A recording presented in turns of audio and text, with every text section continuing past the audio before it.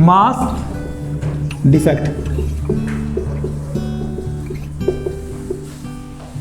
Mass defect क्या चीज होती है? देखो सपोज करते हैं हमारे पास कोई एक न्यूक्लियस है, ठीक है, कोई भी एक न्यूक्लियस है।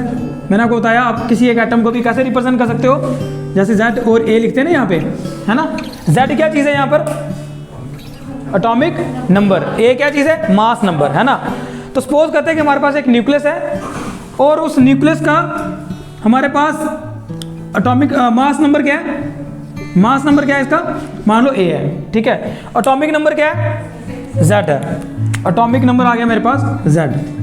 एटॉमिक नंबर आ गया Z। नंबर ऑफ प्रोटॉन्स कितने हैं इसके पास? बताइए। नंबर ऑफ प्रोटॉन कितने हैं इसके पास? नंबर ऑफ प्रोटॉन्स किसके बराबर होते हैं? Number of protons atomic number के बराबर होता है। तो नंबर ऑफ प्रोटॉन कितने आ गए? Z आ गए। अच्छा, नंबर ऑफ न्यूट्रॉन किसके बराबर होता है? करो कैलकुलेट। A माइनस Z के बराबर आएगा। तो आपके पास नंबर ऑफ न्यूट्रॉन आ गए, नंबर ऑफ न्यूट्रॉन आ गया मेरे पास, कितना आ गया? A minus Z।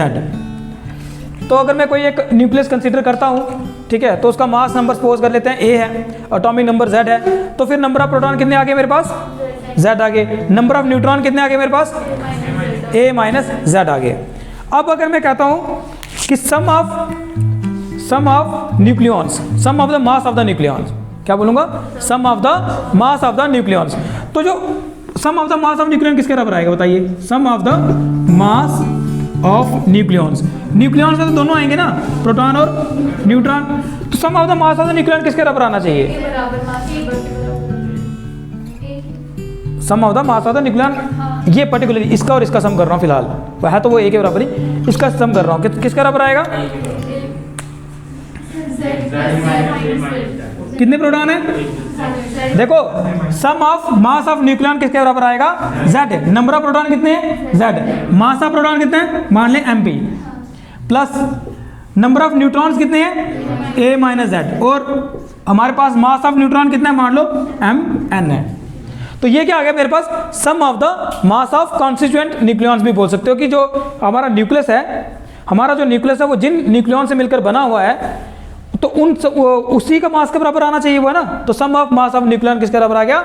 Z क्या आ गया? Number of protons into mass of proton, plus A minus Z क्या है? Number of neutron into mass of neutron. अब देखो, जैसा कि आपने खुद बोला कि sir sum of mass of nucleus क्या होगा? A भी होगा, है ना। हमें भी लगता है कि क्या होना चाहिए? A ही होना चाहिए। और अगर देखा जाए लेमन लैंग्वेज तो A ही होना चाहिए। सपोज करो आपके पास एक दो बॉल्स हैं, ठीक है, ये मान लो आपके पास 10 ग्राम है, एक मान लो 10 ग्राम है, ठीक है, और एक मान लो यहाँ पे 10 ग्राम है। 3 बॉल्स हैं। अभी आपने 3 बॉल्स को इसमें डाल दिया, किसमें? एक बैग में डाल दिया। तो कितनी ग्राम की डाली? 10-10 ग्राम की डाली। तो टोटल मास कितना आना चाहिए इसके पास? 30 ग्राम आना चाहिए। आपने क्या किया? पहले जब इसमें बैग में नहीं डाला था तब इनका वेट किया, तो कितना आ गया? 10 ग्राम 10 ग्राम 10 ग्राम। फिर इनको आपने एक बैग में डाल दिया, तो आइडियली होना क्या चाहिए? अभी भी इसका मास कितना आना चाहिए? 30 ग्राम आना चाहिए। लेकिन न्यूक्लियस में क्या हो रहा है? न्यूक्लियस में क्या होता है, अगर हम अलग अलग से इनका वेट जो है, मास जो है वो कर लें कैलकुलेट, तो कितना आता है? सपोज करो इतना सा आता है ना, 10-10 ग्राम आ रहा है। लेकिन जब कलेक्टिवली इनका जब न्यूक्लियस के अंदर ये एंटर हो जाते हैं या इस बैग में एंटर हो जाते हैं ये, उसके बाद जब इनका मास निकाला जाता है ना, तो ये कुछ इस तरह से आता है 29.98। कुछ अमाउंट जो है ना, कुछ मास जो है वो रह जाता है, तो कुछ ना कुछ डिफेक्ट आ गया। ये तो डिफेक्ट ही है ना। कैसी अजीब सी बात है कि मेरे पास 3 बॉल्स थी जिसका कितना मास है? 10 ग्राम 10 ग्राम 10 ग्राम। वही तीनों बॉल्स का जब मैंने अलग से मास निकाला तो क्या आया? कलेक्टिवली क्या आया? 30 ग्राम। जब उन्हीं बॉल्स को जब मैंने एक बैग में डाल दिया और फिर बैग का जब मैंने मास निकाला, वेट निकाला, तो क्या आ गया? उसका 30 ग्राम आना चाहिए था, लेकिन कितना आ रहा है? 29.98। तो ये क्या चीज़ है? ये तो डिफेक्ट है। इसी को बोला जाता है मास डिफेक्ट। ये हो रहा है कहाँ पे? न्यूक्लियस में। कहाँ पे हो रहा है? ये न्यूक्लियस में हो रहा है। वहाँ पे क्या हो रहा है? वहाँ पे क्या हो रहा है? हमारे पास अगर हम अलग अलग से sum of the mass of the nucleons निकाल लेंगे, वो कैसे निकाल दिया मैंने? जितने प्रोटॉन्स हैं इनटू मास ऑफ प्रोटॉन, जितने न्यूट्रॉन्स हैं इनटू मास ऑफ न्यूट्रॉन, इन चीज़ों को प्लस कर दिया, तो क्या आ गया मेरे पास? Sum of the mass of the nucleus.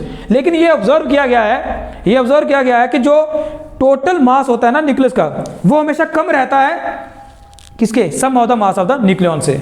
Total mass of the nucleus is always less than sum of the mass of the nucleons. ठीक है। अगर हम क्या कहते हैं मास ऑफ द न्यूक्लियस क्या सपोज कर लेते हैं, m सपोज कर लेते हैं, क्योंकि a क्या चीज़ है, मास नंबर है, इसको मल्टीप्लाई भी तो करना पड़ेगा ना किसके साथ, जो सम ऑफ द प्रोटॉन और न्यूट्रॉन का जो खुद का मास होता है उसके साथ भी, फिर आएगा मेरे पास ये क्या आ जाएगा, मास ऑफ द न्यूक्लियस। तो हम लोगों ने ये देख लिया कि जो sum of the mass of the nucleus है वो किसके बराबर आ गया, इसके बराबर आ गया। और अगर हम ये सपोज कर लेते हैं कि मास ऑफ द न्यूक्लियस वो किसके बराबर है, m के बराबर है, तो हमारी ऑब्जर्वेशंस क्या कहती हैं कि हमारे पास एक मास डिफेक्ट आ जाएगा, कुछ मास हमारे पास रह जाएगा, और वो किसके बराबर आ जाएगा, वो आएगा आपके पास ZMP plus A minus ZMN minus M। ये जो डिफरेंस है, ये जो मैंने यहाँ पे क्या लिखा, ये मैंने डिफरेंस लिखा किसके किसके बीच में, sum of the mass of the nucleons और मास ऑफ द न्यूक्लियस के बीच में। ये जो डिफरेंस होता है sum of the mass of nucleons और मास ऑफ द न्यूक्लियस के बीच में जो डिफरेंस होता है, इसी को बोला जाता है मास डिफेक्ट। क्या बोला जाता है, mass defect. Then what is a mass defect, it is the difference between sum of the mass of the nucleons and mass of the nucleus. It is a difference between sum of the mass of the nucleons to the mass of the nucleus. लिखो इसको 1h2। मुझे बताओ कितने number of protons है इसके पास, number of protons कितने हैं, एक ही है। नंबर ऑफ न्यूट्रॉन्स कितने हैं, शाबाश 2 वाली। Number of neutrons A minus Z करके मिलता है ना मेरे को, A कितना है यहाँ पे 2, Z कितना है 1, कितना आया 1, नंबर ऑफ न्यूट्रॉन्स भी कितने आगे 1 आगे, ठीक है। अब बताओ क्या करना है, sum of the mass of nucleons कैसे निकालते हैं, क्या फॉर्मूला है, sum of the mass of the nucleons कैसे निकालते हैं, ZMP plus A minus ZMN, है ना। अब करो इसकी वैल्यू सब्स्टिट्यूट, कितना आ जाएगा, Z की वैल्यू क्या है यहाँ पर, Z की वैल्यू आ गई 1। मास ऑफ प्रोटॉन कितना होता है, मास ऑफ प्रोटॉन देखो kg में बताना हो तो कितना है 1.6 इंटू 10⁻⁻⁻27 K। लेकिन अगर हम लोग किसकी बात करें, इसको अगर एटॉमिक मास यूनिट में बताएं तो मास ऑफ प्रोटॉन कितना होता है, याद रखना 1.007625 एटॉमिक मास यूनिट। ये इसका एग्जैक्ट मास है किसका, प्रोटॉन का। और इसी तरह से न्यूट्रॉन का एग्जैक्ट मास क्या है 1.0086665 एटॉमिक मास यूनिट। ये है मास of neutron atomic mass unit में एग्जैक्ट। तो इसकी वैल्यू सब्स्टिट्यूट करो, कितना आ जाएगा, मास ऑफ प्रोटॉन कितना आ गया, ये आ गया मेरे पास 1.00765 प्लस A माइनस Z कितना है, वही 1 ही है, multiply by mass of neutron कितना आ गया 1.0086665 एटॉमिक मास यूनिट। तो फाइंड करो कितना आंसर आता है इसका, करना प्लस। आईफोन वाले बंदे करेंगे भाई प्लस, इसको कितना आएगा, 1 से मल्टीप्लाई करने वाला से नहीं आएगा।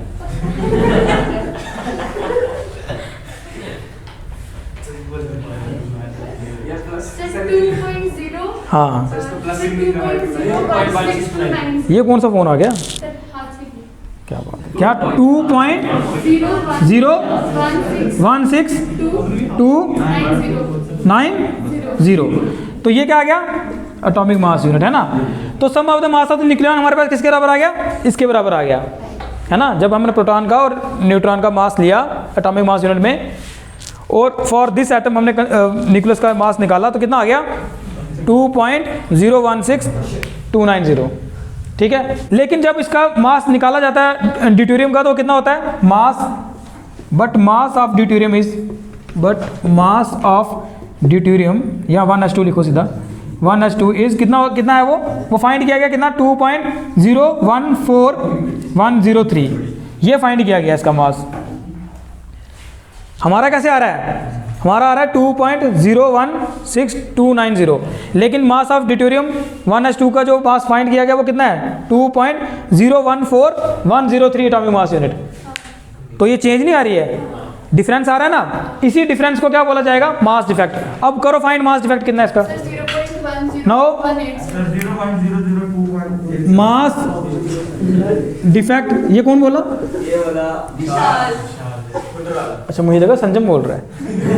तो मास डिफेक्ट कितना आएगा, डेल्टा एम कितना आएगा बताइए, इन दोनों का डिफरेंस करना है ना। हाँ तो कितना आएगा 2.01629 माइनस कितना आ गया 2.014103, कितना आंसर आता है इसका 0.00 एटॉमिक मास। तो ये किसका से आया, पोको का कि आईफोन का, सैमसंग। तो देखो रेडमी पोको को भी पीछे कर गया, आईफोन को भी पीछे कर गया, और एग्जैक्ट आंसर लाया उसने 0.002187 एटॉमिक मास यूनिट। ठीक है, तो देखो डिफेक्ट आता है, इसी डिफेक्ट को क्या बोला जाता है, मास डिफेक्ट बोला जाता है। तो आपने देखा ड्यूटेरियम में अगर हम लोग sum of the mass of the nucleons निकालेंगे तो वो आएगा 2.016290 एटॉमिक मास यूनिट, और जो मास होता है ड्यूटेरियम का वो कितना होता है, एग्जैक्ट कितना होता है, वो इतना होता है। तो दोनों में डिफरेंस आ रहा है, इसी डिफरेंस को जब हम कैलकुलेट करेंगे तो हमारे सामने आ जाएगा मास डिफेक्ट। तो ये आता है हमारे पास मास डिफेक्ट। ठीक है, तो आज इतना ही करेंगे, कल फिर मिलते हैं इसी जगह इसी समय, तब तक के लिए नमस्कार।